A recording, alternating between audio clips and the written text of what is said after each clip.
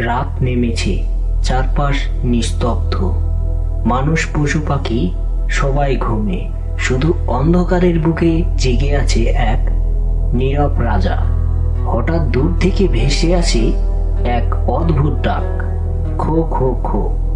এই ডাক শুনলে গ্রাম বাংলার মানুষের বুক কেঁপে ওঠে, কারণ এই ডাকের মালিক হলো রহস্যময় খোকা পেঁচা।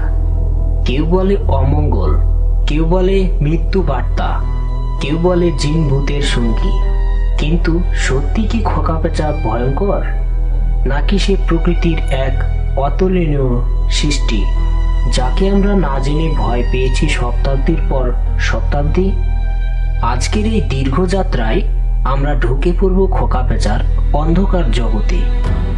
জানবো তার চোখের ভেতরের আলো, কানের ভেতরের রহস্য, ডানার নীরবতা, আর তার জীবনের না বলা গল্প। রাতের আকাশের দিকে তাকান, চাঁদ আছে কিন্তু আলো কম।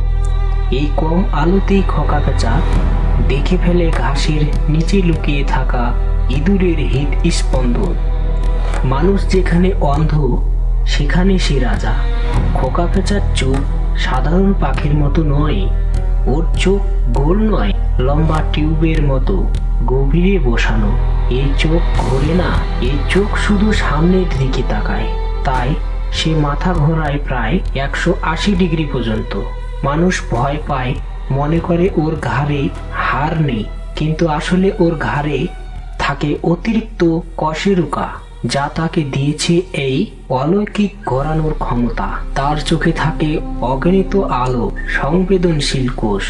এক ফোঁটা আলো পেলেই সে সেই আলো হাজার গুণ বাড়িয়ে নেয়। তারার ক্ষীণ আলো, চাঁদের ম্লান আলো, মেঘলা রাতের ধূসর আলো, সব মিলিয়ে সে তৈরি করে পরিষ্কার দৃশ্য। কিন্তু খোকা পেঁচার আসল জাদু লুকিয়ে আছে তার কানে। তার দুই কান সমান নয়, একটি কান একটু উপরে আর একটু নিচে। এই অদ্ভুত গঠনের কারণে শব্দ যখন আসে, দুটো কানে আলাদা সময়ে পৌঁছায়। এই সামান্য সময়ের পার্থক্য দিয়েই তার মস্তিষ্ক হিসাব করে নেয় শব্দের দিক, দূরত্ব, উচ্চতা, এমনকি নড়াচড়ার গতিও। মানুষ চোখ দিয়ে দেখে, খোকা পেঁচা কান দিয়ে দেখে। তার মুখের চারপাশের গোল পালকের চাকতি কাজ করে শব্দ ধরার থালার মতো। হাওয়ার ভেতর দিয়ে ভেসে আসা সবচেয়ে ক্ষীণ শব্দও সে কেন্দ্রীভূত করে কানে পাঠিয়ে দেয়। এবার আসে তার উড়ার রহস্যে। খোকা পেঁচা উড়ে, কিন্তু শব্দ হয় না, একেবারেই না। তার ডানার কিনারা করাতে দাঁতের মতো খাঁজ কাটা, তার পালক অত্যন্ত নরম। এই নকশা বাতাস কেটে দেয়, কিন্তু শব্দ তৈরি হতে দেয় না। সে আকাশে উড়ে মৃত্যুর ছায়ার মতো নিঃশব্দ, অদৃশ্য। ইঁদুর, ব্যাঙ, সাপ কেউ টেরই পায় না কখন উপর থেকে নেমে এলো এই নীরব ঘাতক। কিন্তু সে কি ঘাতক শুধু ধ্বংসের জন্য? না, সে প্রকৃতির পাহারাদার। একটি খোকা পেঁচা এক রাতে 10 থেকে 15টি ইঁদুর শিকার করতে পারে। এক বছরে সে ধ্বংস করে হাজার হাজার ক্ষতিকর ইঁদুর। ভাবুন তো, এ না থাকলে ধানের গোলা, গমের ক্ষেত, মানুষের ঘর সবই ইঁদুরে ভরে যেত।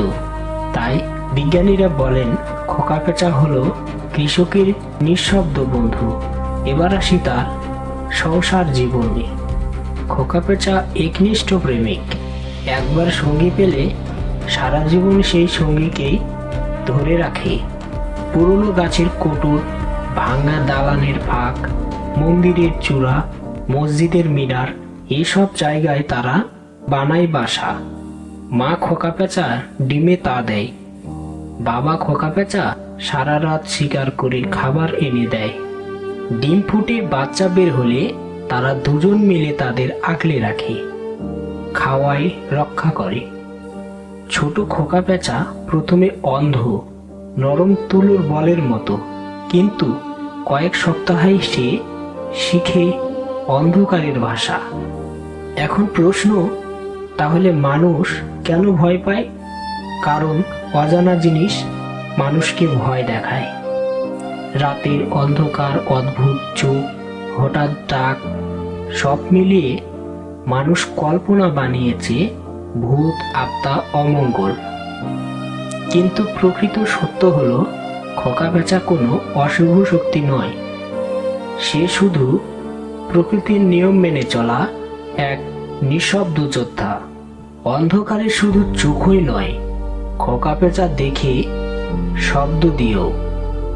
একটা ইঁদুর যদি ঘাসের নিচে হালকা নড়াচড়া করে, তার নখের আঁচড় মাটিতে লাগে, তার নিঃশ্বাসের শব্দ বাতাসে মেশে। এই সব কিছু মিলিয়েই খোকা পেঁচার মস্তিষ্কে তৈরি হয় এক জীবন্ত ছবি। সে বুঝে নেই শিকার ডান দিকে না বাম দিকে, কত দূরে, লাফ দিলে কোথায় পড়বে। এজন্যই খোকা পেঁচা কখনো আক্রমণে ভুল করে না। তার নখ বাঁকানো ছুরির মতো, একবার চেপে ধরলে শিকার পালাবার সুযোগ পায় না। সে গিলে ফেলে ছোট প্রাণী, আর বড় শিকার হলে টুকরো করে খায়। খাওয়ার পর যেগুলো হজম হয় না, হাড়, লোম, দাঁত, সেগুলো সে ছোট্ট গোল বলের মতো বমি করে বের করে দেয়। এই বলগুলো দেখেই বিজ্ঞানীরা গবেষণা করে বুঝতে পারেন একটি এলাকায় খোকা পেঁচা কি কি প্রাণী শিকার করছে। এবার আসি মানুষের ইতিহাসে। প্রাচীন মিশরে পেঁচা ছিল জ্ঞানের প্রতীক, গ্রিসে পেঁচা ছিল দেবী অ্যাথেনার বাহন, ভারতবর্ষে পেঁচা দেবী লক্ষ্মীর সঙ্গী। অর্থাৎ একই পাখি, কোথাও পূজনীয়, কোথাও ভয়ের। বাংলার লোককথায় খোকা পেঁচা রাতের দূত, মৃত্যুর আগমনী বার্তা। কিন্তু বিজ্ঞান বলে সে শুধু রাতচরা শিকারী। সে ডাক দেয় নিজের এলাকা জানান দিতে, সঙ্গীকে ডাকতে, বাচ্চাদের সতর্ক করতে। মৃত্যুর সঙ্গে তার কোনো সম্পর্কই নেই, শুধু কাকতালীয়ভাবে সে রাতের পাখি বলেই ভয়ের গল্প জুড়ে গেছে তার নামে। দুঃখের বিষয় হলো এই কুসংস্কারের জন্যই মানুষ অনেক জায়গায় খোকা পেঁচা মেরে ফেলে। গাছ কাটা হয়, পুরনো বাড়ি ভেঙে ফেলা হয়, তার বাসা নষ্ট হয়। ফলে ধীরে ধীরে খোকা পেঁচা কমে যাচ্ছে, আর তার সাথে সাথে বাড়ছে ইঁদুর, পোকামাকড়, ফসলের ক্ষতি। প্রকৃতির ভারসাম্য ভেঙে পড়েছে। ভাবুন তো, রাতের আকাশে যদি আর কখনো খো খো ডাক শোনা না যায়, তাহলে অন্ধকার হয়ে যাবে আরো বেশি ভয়ঙ্কর। কারণ তখন নীরব পাহারাদার থাকবে না। শেষে একটি কথা, যে পাখিকে আমরা ভয় পাই সে আসলে আমাদেরই রক্ষক। যে পাখিকে আমরা অশুভ বলি সে আসলে প্রকৃতির এক আশীর্বাদ। খোকা পেঁচা কোনো মৃত্যুর বার্তা নয়, সে হলো জীবনের ভারসাম্যের প্রতীক। রাতের অন্ধকারে সে উড়ে বেড়ায় নিঃশব্দে, চোখে আগুন, ডানায় নীরবতা, আর হৃদয়ে দায়িত্ব, প্রকৃতিকে বাঁচিয়ে রাখার দায়িত্ব। আজ যদি আপনি রাতে খোকা পেঁচার ডাক শোনেন, ভয় পাবেন না। জানবেন অন্ধকারে কেউ একজন পাহারা দিচ্ছে আপনাকে, আপনার ফসলকে, আপনার গ্রামকে, আপনার পৃথিবীকে। সে হলো রাতের নীরব সম্রাট, খোকা পেঁচা।